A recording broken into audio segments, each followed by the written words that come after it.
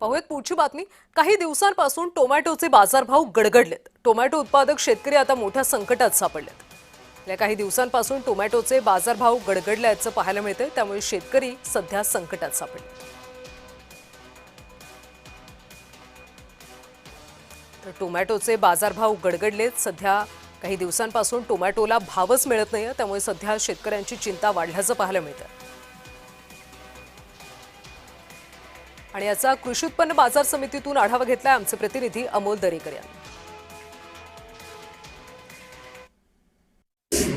राज्यात सध्या टोमॅटोचे बाजारभाव पडलेले आहेत आणि पुण्यामधील टोमॅटोचा आगार म्हणून ओळखला जाणारा नारायणगाव बाजारपेठेत सध्या मी उभा आहे। माझ्या पाठीमागे पाहू शकता की मोठ्या प्रमाणात टोमॅटो या ची जी आवक आहे ती मोठ्या प्रमाणात आलेली आहे। त्यातूनच कुठेतरी टोमॅटोचे बाजारभाव काय सांगाल दादा? खरं तर मोठ्या आशेनं टोमॅटो मार्केटमध्ये घेऊन आलो, तर काय परिस्थिती खूप अवघड आहे। खर्चाच्या म्हणून खर्च पण सध्या सुटत नाहीये।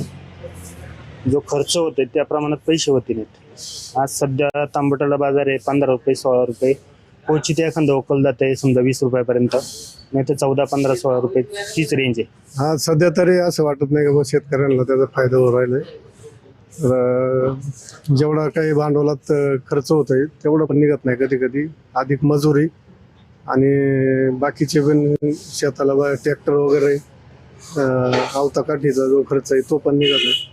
त्याच्यामुळं शेतकऱ्यांना असा खास फायदा नाही याच्यामध्ये। त्याला उत्पन्न घटल्यामुळं शेतकऱ्यांचं त्यांना ती गोष्ट परवडत नाही आणि सर्व ऑल ओव्हर इंडिया किंवा महाराष्ट्रात असेल सगळीकडे पाणी झाल्यामुळं माल जास्त प्रमाणात पिकायला लागल्यामुळं आज आपल्याला त्याचे बाजार इतके भेटत नाहीयेत। अमोल दरेकर, जय महाराष्ट्र, नारायणगाव, पुणे।